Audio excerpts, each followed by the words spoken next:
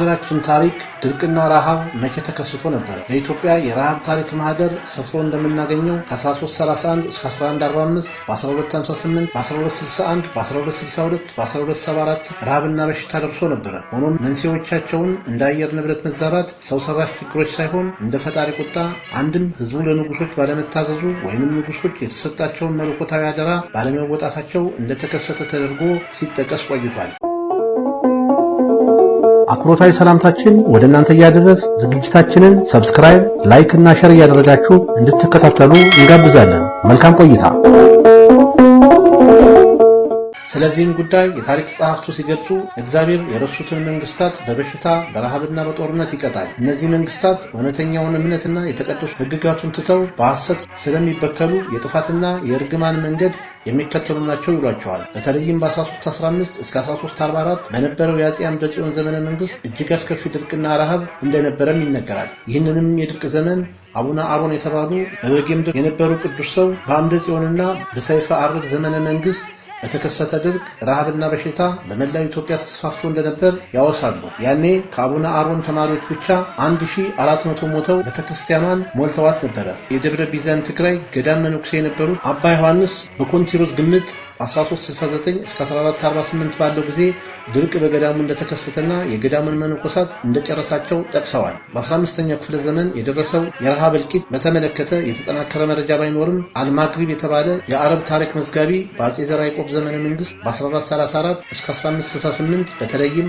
ከ1434 እስከ 36 በነበረው ጊዜ ብዙ ህዝብ እንደፈጀና በመላው ሀገሪቱ የህዝብን ቁጥር በከፍተኛ ደረጃ እንደቀነሰ ዘግቧል። ከ1508 እስከ 1540 በነበረው የአፄ ልብነ ድንግል ዘመነ መንግስት በዝናብ እጥረት ምክንያት በርካታ ሰዎች አልቀዋል። ከአፄ ልብነ ድንግል በኋላ በተለይም በአፄ ገላውዲዮስ ዘመነ መንግስት ከ1540 እስከ 1569 ታይቶ ተሰምቶ የማይታወቅ ቸነፈር ደርሶ ነበር። በ1611 ማንንትታ፣ በ1683 ለባብል፣ በ1693 ታንካ የተባሉ በሽታዎች ብዙ ህዝብ ጨርሰዋል። በአፄ ኢያሱ ዘመነ መንግስት በተለይ በ1706 የደረሰው ረሃብ የጎንደርን ህዝብ ከዚህ መቅሰፍ አድነን በማለት ንጉሠ ነገስቱን እንዲማጸን አድርጎታል። ከዚህ በተጨማሪም በ1747 እና በ1748 በተከታታይ አንበጣ ሰማዩን እንደጉም ይሸፍነው እንደነበርና ይህም ከፍተኛ ቁጥር ያለው የአንበጣ መንጋ የቆላውንና የደጋውን ህዝብ ለረሃብ እንዳጋለጠው እንዲሁም ለጉንፋንና ለሌሎችም ብዙ በሽታዎች በመዳረግ ከፍተኛ ቁጥር ያለው ህዝብ ከምድረ ገጽ እንደጠፋ ይታወቃል።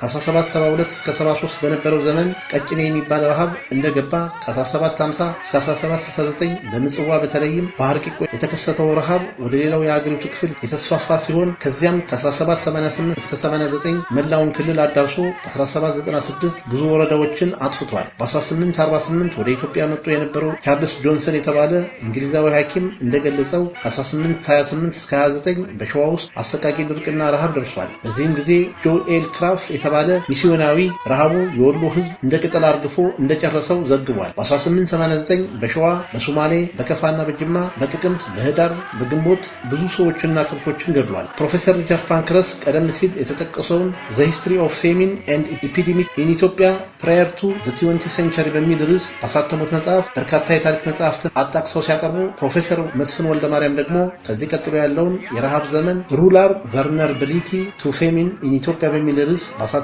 መጽሐፋቸው በዝርዝር አቀርበውታል። በመግቢያቸው ላይ ስለ ረሃብ ምንነት ሲገልጹም ረሃብ የተመሰቃቀለ ትዕይንት ይፈጥራል። የህመም ስቃይ፣ ዝቅተኛ መሆን፣ ተስፋ መቁረጥና በአንደበት የማይገለጥ ነገር ግን አጥንትን በአጥንትነት ከሆነ ፊት የሚነበብ ውስጣዊ ብስጭትን ያስከትላል። ረሃብ ለመሞት የብዙ ወራት ጉዞ የሚደረግበት ነው። ረሃብ የሚታይ ጭንቀት፣ ሰቆቃና ፍርሃት ነው። ከሰዎች መካከል የታደሉት አይተውት ይሆናል፣ ግን ሞት አፋፍ ላይ ያለውን ወይንም ከእውነተኛው ሞት ጋር ፊት ለፊት የተጋፈጠውን በእውን የሚያየውን ያህል አይሆንም። የረሃብን ያህል ሰው በሰው ላይ የሚፈጽመው የሰብአዊነት የሚያጋልጥ የለም። የባህልና የሃይማኖት ዋጋ ግብዝነት መመጻደቅ እንደሆነ የሚያሳይም ረሃብ ነው። ማህበራዊና ኢኮኖሚያዊ ስርዓት አልበኝነት የሚፈጥርም ረሃብ ነው። ያለፉት በመቶ የሚቆጠሩ የረሃብ ዓመታት በትዝታ አይን እያየን እንለፋቸው እንዳንል የአዲስ አበባ ህዝብ እንኳን ምንነቱ የማይታወቅ ረሃብ ትግራይ ላይ በ1958 ተከስቷል። በዚያ ጊዜ ረሃቡ የኢትዮጵያ ህዝብ እንዳያውቀው ይፈለግ ስለነበር ለቤተክርስቲያንም ይሁን ለመስጊድ ማደሻ፣ ለመንገድም ይሁን ለትምህርት ቤት ማሰሪያ ብቻ ለምን እንደሆነ ለማያውቀው ጉዳይ ግን መዋጮ እንዲያወጣ ተጠየቀ።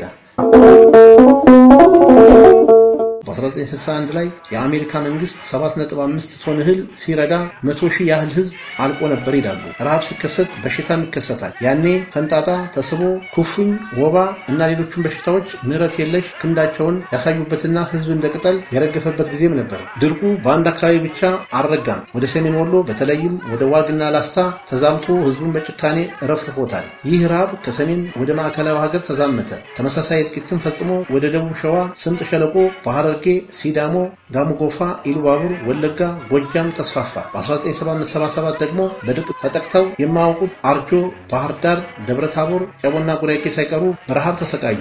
ምንም እንኳን የአፄ ኃይለ ሥላሴ መንግስት ረሃቡ በኢትዮጵያ ህዝብና በዓለም ህዝብ እንዳይታወቅ ለማፈን ቢፈለግም የሚቻል አልሆነም። በ121 አውራጃዎች 6,478,760 ማለትም በማዕከላዊ ግምት በየአውራጃው 53,543 ሰዎች ድርቁ ባስከተለው ረሃብ አልቀዋል። በዚህ ስሌት መሰረት በ20 ዓመት ውስጥ የረሃብ ሰለባ የሆነው ህዝብ 25,111,887 ይደርሳል። የመንግስት መረጃ ደግሞ በ63 አውራጃዎች 263,578 እንደሆነ ያመለክታል። ድርቅና ረሃብ የሚያስከትሉት ማህበራዊና ፖለቲካዊ ቀውሶች ከአፄ ኃይለ ሥላሴ ዘመነ መንግስት በፊት በነበሩት መንግስታት በፈጣሪ ቁጣ ወይንም ነገስታቱ ባለመታዘዝ ወይንም በጥጋብ እንደተከሰተ ተደርጎ ሲወሰድ፣ ለአፄ ኃይለ ሥላሴ መንግስት ደግሞ መንኮታኮታቸው ምክንያት እንደሆነ ይታወቃል። ነገሩ አንበሳን ፈርተው ዛፍ ላይ ቢወጡ ነብር ጠበቃቸው እንደሚባለው ሆነ እንጂ የዚያን ስርዓት ፈላጭ ቆራጭነት ባህሪም የበለጠ ጉልህ አድርጎታል። ድርቅና ረሃብ በተመለከተ ገና በብዛት መጠናትና መጻፍ ያለበት ቢሆንም ከጤና አኳያ ከተተነተኑት መካከል አብርሃ ግዛ የተባሉ ምሁር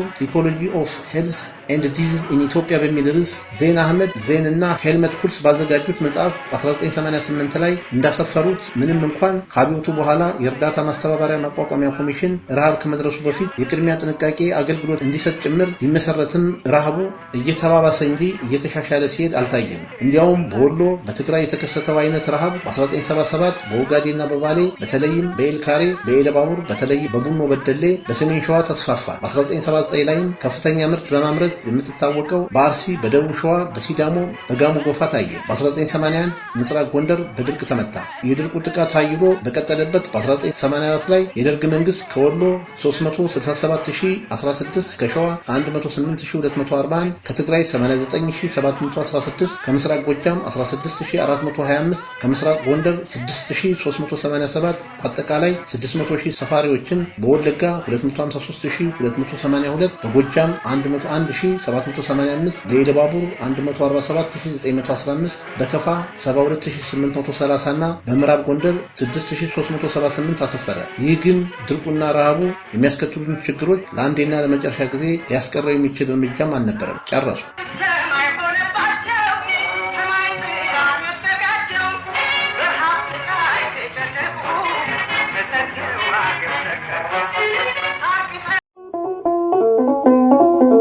እስካሁን ስትከታተሉት የቆያችሁትን ፕሮግራም አዘጋጅቼ ያቀረብኩላችሁ እኔ ታገሱ አስፋው ነበር።